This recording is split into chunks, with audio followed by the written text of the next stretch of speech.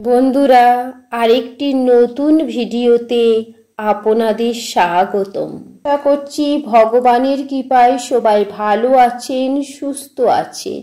মা কালী দেবীর অশেষ কৃপা পেতে কমেন্ট বক্সে লিখুন জয় মা কালী দেবীর জয়। আজকের পর্বের বিষয় হলো ইংরাজি 2025 সাল বাংলা 1432 বঙ্গাব্দে ভূত চতুর্দশী কবে অনুষ্ঠিত হতে চলেছে। জেনে নেব চতুর্দশী তিথি কখন শুরু, কখন শেষ পঞ্জিকা অনুসারী। আরও জেনে নেব 14 প্রদীপ কখন অর্থাৎ কোন সময় জ্বালাবেন, 14 শাক কবে এবং কোন সময় খাবেন, এবং বাড়ির কোথায় কোথায় 14 প্রদীপ দেবেন। এই সব কিছুই জেনে নেব আজকের এই ভিডিও থেকে। তবে চলুন মূল পর্বে যাওয়া যাক। পৌরাণিক বিশ্বাস অনুসারে কালী পুজোর আগের দিন কার্তিক মাসের কৃষ্ণপক্ষের চতুর্দশী তিথি হল ভূত চতুর্দশী। পিতৃপুরুষ অর্থাৎ আমাদের 14 পুরুষের উদ্দেশ্যে এই দিন প্রদীপ জ্বালানোর বিধান রয়েছে। খেতে হয় 14 শাক। এর পেছনে রয়েছে কি কারণ? কার্তিক মাসের কৃষ্ণপক্ষের চতুর্দশী তিথিতে নরকাসুরকে বধ করেছিলেন শ্রীকৃষ্ণ। সেই কারণে বাঙালির ভূত চতুর্দশী হল পশ্চিম ও দক্ষিণ ভারতের একাংশে নরক চতুর্দশী। এছাড়াও ভারতের বিভিন্ন প্রদেশে এই দিনটি দেয়ালি নামেও পরিচিত।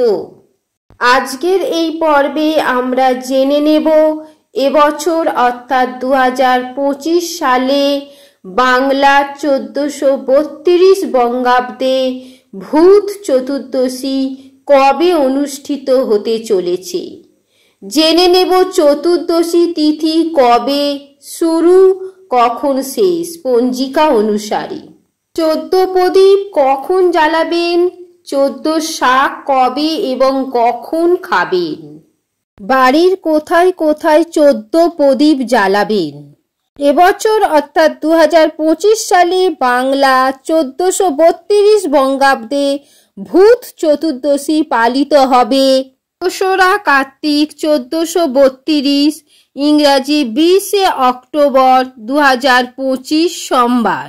কার্তিক মাসের কৃষ্ণপক্ষের চতুর্দশী তিথি আরম্ভ হবে 19 অক্টোবর 2025, বাংলা 1 কার্তিক 1432, রবিবার দুপুর 1:52:55 গতে আরম্ভ হবে ভূত চতুর্দশী তিথি। চতুর্দশীর দিন 14 প্রদীপ দেওয়ার শুভ সময় থাকতে চলেছে ইংরাজি 19 অক্টোবর 2025, বাংলা 1 কার্তিক 1432, রবিবার প্রত্যুষে সন্ধ্যা 5:05:14 গতে রাত 6:41:14 মধ্যে সব থেকে শুভ সময় থাকতে চলেছে। চতুর্দশী তিথি সমাপ্ত হবে ইংরাজি 20 অক্টোবর 2025, বাংলা 2রা কার্তিক 1432, সোমবার দুপুর 2:56:11 পর্যন্ত। এই দিন চতুর্দশী থাকাকালীন সময় পর্যন্ত 14 শাক খেতে পারেন। এবার জেনে নেব বাড়ির কোথায় কোথায় 14 প্রদীপ জ্বালাবেন। বাড়ির প্রধান দরজায় একটি প্রদীপ দেবেন। এরপর যেখানে জলের ব্যবস্থা আছে সেখানে একটি প্রদীপ দেবেন। বাড়ির দক্ষিণ দিকে একটি প্রদীপ দেবেন। রান্নাঘরে মাটির উনানে একটি প্রদীপ দিতে হয়। উনান না থাকলে কোনো অসুবিধে নেই, সেক্ষেত্রে আপনি রান্নাঘরে একটি প্রদীপ জ্বালাবেন। এছাড়াও বাড়ির অন্যান্য গুরুত্বপূর্ণ স্থানে যেমন দক্ষিণমুখী বা দক্ষিণ পশ্চিম কোণে একটি প্রদীপ অবশ্যই রাখবেন। শাস্ত্র অনুসারে এই প্রদীপগুলি অশুভ শক্তিগুলোকে দূরে রাখে এবং বাড়িতে সুখ শান্তি বজায় রাখতে সাহায্য করে। তো বন্ধুরা, আজকের ভিডিওটি এই পর্যন্ত।